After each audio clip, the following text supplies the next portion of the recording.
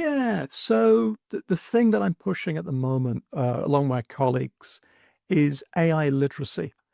So my colleagues at our Center for Teaching and Learning has developed an online asynchronous course that introduces artificial intelligence with a focus on generative AI, but provides a framework that allows faculty and staff to understand the technology, to understand how it's going to change society, the negatives, the positives, ethics, bias, and then provides a framework for using this practically in small ways and then larger ways for either teaching or for regular staff positions.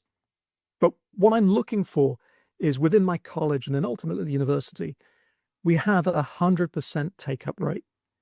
Everyone who works here has taken that foundational course. Because imagine then talking to a prospective student or parent of a student to say, all of our staff, all of our faculty are AI literate. They might not want to use AI. They might think that it's the wrong thing to use in this context, but there's a reason why, and they have that. So I think that's one of the things that's going to be hugely transformative.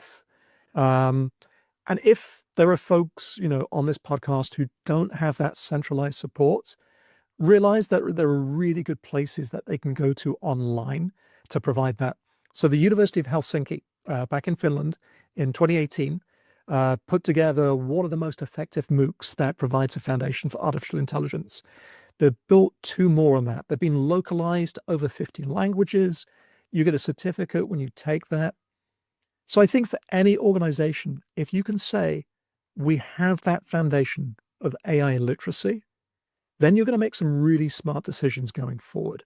And if you can show that to your audience, they're going to trust you, because I don't know if this is a daily conversation that you have, but at my university, we're realizing that the work environment is highly competitive and people now are looking for AI skills.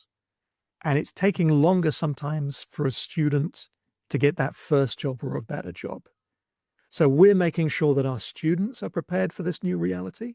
And the only way that we can do that is if everyone in the organization understands this new reality. So that's my plug. That sounds awesome. I think, I mean, from my own personal perspective of AI, I've been a bit like apprehensive of it until like I delved in to fully understand when and how to use it, right? And I think that's what you're establishing, right, for students. And there are reasons to be skeptical. If you think about education, the nature of a professor, the nature of an educator is anytime they're presented with something is to interrogate it and say, is that true? You don't take something at face value. And all of us on this call, we work in technology, and we've seen various situations where a technology overpromised and underdelivered. So, we're wary. But to your point, we definitely need hands-on experience that goes beyond theory.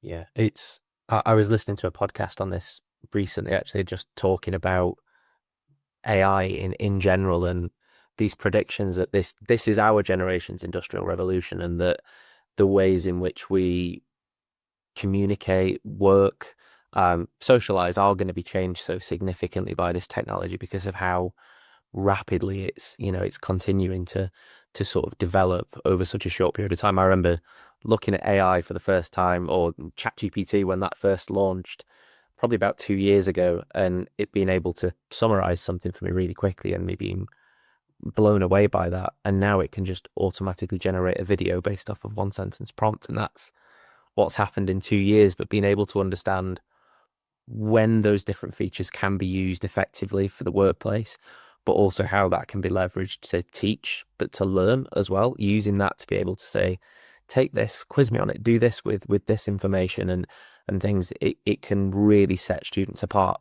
being able to now to use it responsibly there for sure. So yeah, that's a great plug.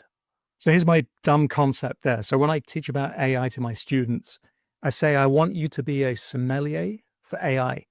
So I don't understand wine. If I go to a restaurant and wine is on the menu, I have no idea. But a sommelier can do three things. They can talk about the provenance of the wine, where it came from, the type of grape. They can talk about pairing, how it's going to sort of elevate the food that you're going to eat that evening and make it a transformative night. And then they can talk about price. You indicate how much you're willing to spend, and they can show you the right wine within that bracket. So it's the same thing with AI. You want students to taste it and to understand those three components. So, okay, what's the provenance? Because a lot of AI is, if you look at the underbelly, it's not ethical, it's biased, it has all these things in that shouldn't be there. So you need that.